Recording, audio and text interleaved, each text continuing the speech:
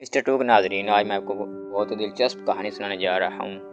بادشاہ کی پرانی کہانی ہے۔ اس کا ایک بچپن کا دوست تھا جس کے ساتھ وہ کھیل کود کر جوان ہوا تھا۔ بادشاہ اپنے اس دوست کو ہمہ وقت ساتھ رکھتا تھا۔ اس کی عادت تھی کہ اس کی زندگی میں خواہ کوئی بھی اچھی بری بات ہو، وہ ہمیشہ یہی کہتا کہ جو ہوتا ہے اچھے کے لیے ہوتا ہے۔ ایک دن بادشاہ اور اس کا دوست شکار کے لیے جنگل میں گیا۔ دوست نے بادشاہ کے لیے بندوق میں گولی بھری اور بندوق تیار کر کے بادشاہ کو دی، لیکن گولی بھرنے میں اس سے کچھ غلطی ہو گئی اور جب بادشاہ نے شکار کے لیے گولی چلائی تو اس کا انگوٹھا کٹ گیا۔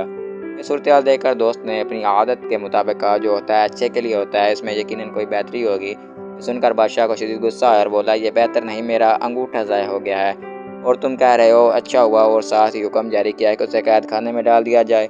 ایک سال بعد بادشاہ دوبارہ ایک جگہ شکار کھیلنے گیا۔ وہاں بدقسمتی سے اسے عالم خور جنگلیوں نے پکڑ لیا اور اپنے علاقے میں لے گئے۔ انہوں نے بادشاہ کے ہاتھ باندھ دیے۔ اب آگ جلا کر وہ بادشاہ کو جلانے ہی والے تھے کہ ان کی نظر بادشاہ کے انگوٹھے پر پڑی تو پتہ چلا کہ بادشاہ ایک انگوٹھے سے معذور ہے۔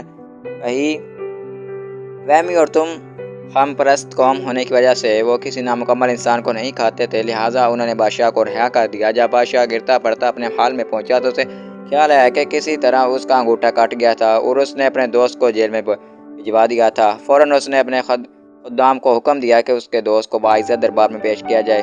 جب اس کا دوست آیا تو بادشاہ نے اسے سارا حال سنایا اور کہا کہ میں نے تمہارے ساتھ بہت برا کیا، مجھے ایسے نہیں کرنا چاہیے تھا، مجھے معاف کر دو۔ تم صحیح تھے، وہ اچھا اور بہتر ہی ہوا تھا کہ میرا انگوٹھا کٹ گیا تھا، آج اس انگوٹھے کے نہ ہونے کی وجہ سے میری جان بچ گئی۔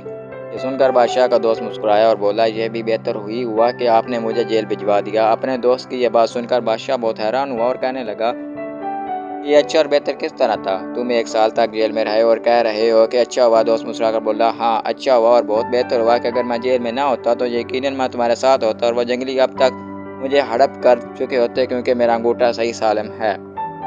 زندگی میں اکثر جو کچھ بھی ہوتا ہے وہ یقیناً اچھے کے لیے ہی ہوتا ہے، لیکن انسان فطرتاً جلد باز واقع ہوا ہے اور اسی وقت نتیجہ چاہتا ہے جب قدرت کا نتیجہ تھوڑے وقفے کے بعد ظاہر ہوتا ہے۔